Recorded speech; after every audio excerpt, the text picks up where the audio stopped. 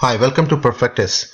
In this video, we are going to talk about institute onboarding, which means how do Perfectus onboard a coaching institute. So let's look at what are the steps involved in bringing an institute on board. It's a very simple 6-step process, as you can see. The step number 1 is create a teacher ID. This is where a institute can create a teacher ID, and I'm assuming that you already know how to create a teacher ID. But if you don't know, feel free to watch our video on registration, which talks about how to create a teacher ID or how to create an AID. The next step in the process is organization of classroom and students on Perfectus. This is the very important step, and this should be the similar way, the way you have organized your classroom and students in the coaching institute. There are 2 sub-steps in that process: creating a classroom and adding students to the classroom. Then the step number 3, 4, and 5 are actually part of the content management. Content management includes content creation, publication, and sharing those contents with the student. There's another video around that. I would recommend, if you don't know, please watch that video. The important aspect here is that you can publish those contents for your own for your own students. They are published and shared in a private mode so that nobody else can see those question sets or practice tests, what you publish. The last but not the least, step number 6 is monitor and manage the performance of classroom and student. This is where the value of platform, this is where the value of data comes into the picture for student as well as for the teacher. So this is where, through this functionality, a teacher can monitor the performance of the classroom as well as the performance of individual students within the classroom. This is the most important aspect of the institution onboarding. Before I take you to the demo within the application, I want to make sure that everybody understands the context of a classroom and a teacher.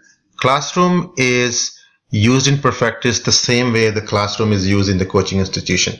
This is where the students are organized. This is where the students are taught. This is where a teacher is associated with the classroom.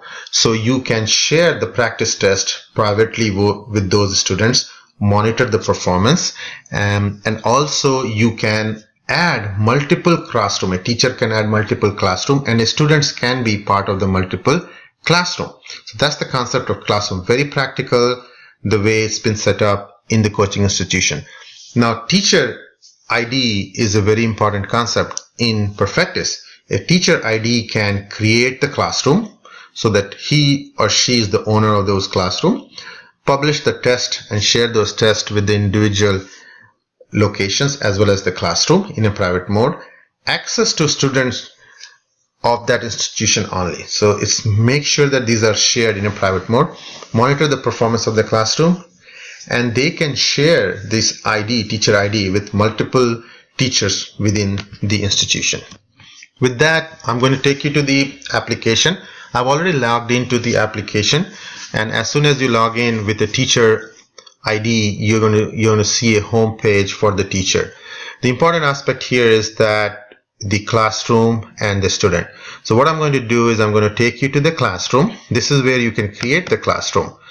I've already created some classroom here, but what I'm going to do is I'm going to give you a demo on creating a classroom. It's a very simple process. You click add classroom, you just give a name to the classroom. So let's say that this is demo classroom number 3, and we say that classroom has been created. So you can see that the classroom has been created here. Now if you look at it, there are no students in the classroom. So the next step in the process is to add the student. There are 2 ways to add the student. Either you can go to my student, but I'll recommend taking a shortcut and add the student here. There are 4 different actions you can take for these classroom. The first one is to see the performance, classroom performance. Since there are no student, this will be empty. The next option is to add students to the classroom. This is where you can add student. Third one is edit the classroom. You can anytime edit the name of the classroom. This is to delete the classroom. So now let's go ahead and add the student in the classroom. I click that. To add a student, what you need is the email ID of the student. So I'm going to take another email ID called demo.student 3@myperfectus.com. As soon as I say save, you'll see that student has been added. What it means is that student gets an email. If he or she has not registered within Perfectus, they will be asked to register in Perfectus, and then they can see those questions test which have been published by the teacher in a private mode. And I wanted to give you a glimpse of that. So if you look at while publishing the practice test, there is an option here. You can see when you publish the practice test, there's an option here for email invitation.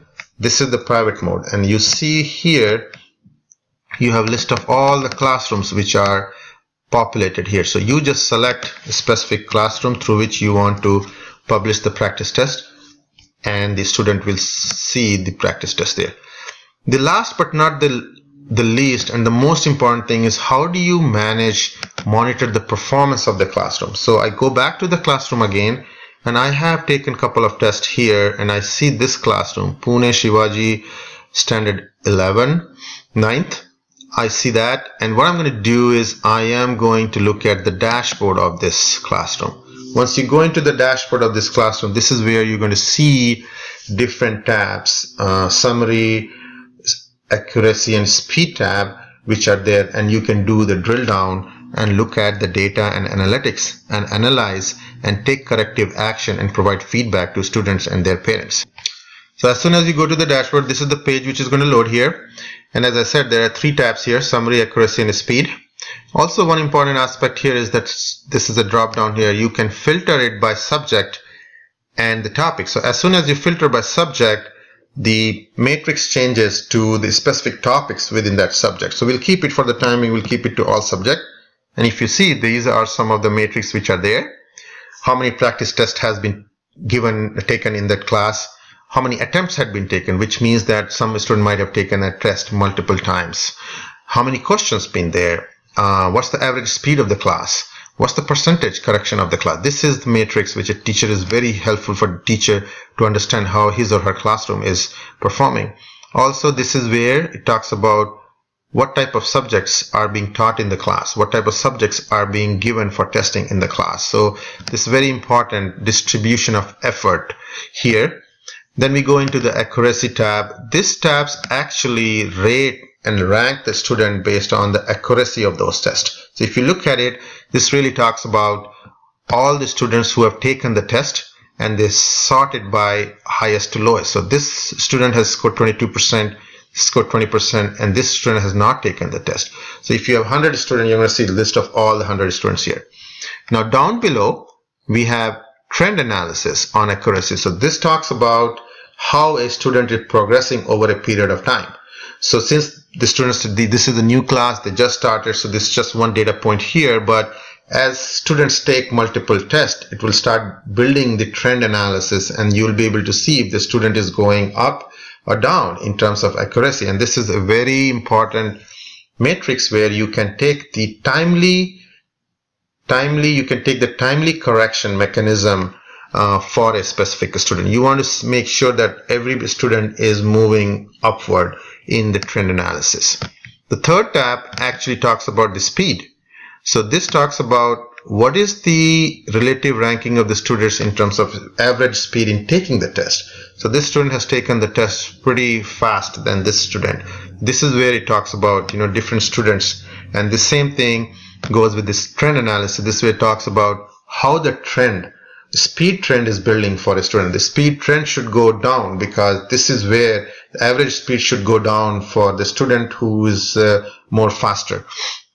So these are 2 different attributes with which we are measuring the performance of the student. As I said, you can, if you do filter by subject, what's going to do is going to bring the topics within that subject. So the graph will have a different view, and it's going to show you by the different by only that specific subject, and here you can sort by different topics. So within each topic you can see what's the performance of every student by topic. So you can do it by overall, which is all subject. You can do a drop down by subject, and within subject you can see it by topic.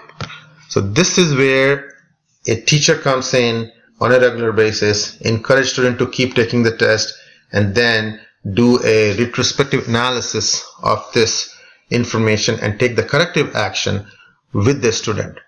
This is what the power of analytics is all about. With that, I want to take you back to the presentation, and I hope this is helpful. Please feel free to share your feedback. If you have any questions, please email us, and I hope this is helpful and it will help you structure as well as take the full advantage of Perfectis for an institution, for your classroom, or for your student management. Thanks a lot for listening.